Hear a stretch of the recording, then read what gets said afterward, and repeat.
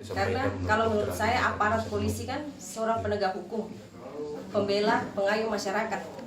Kok dia yang mengerti hukum, dia juga yang melakukan hal yang tidak sesuai dengan aturan hukum.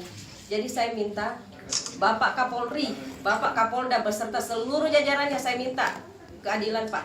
Anak saya terkapar di depan saya saat ini itu karena perbuatan oknum-oknum yang tidak bertanggung jawab di jajaran Polsek Panakukang.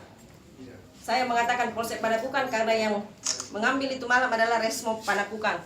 Kalau masalah oknum-oknumnya saya belum tahu, tapi saya berharap proses hukum untuk laporan kami ini untuk segera ditindaki dan tidak berlama-lama.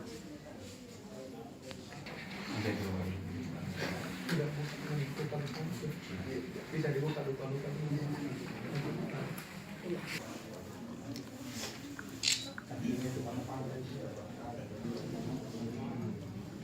kepala jadinya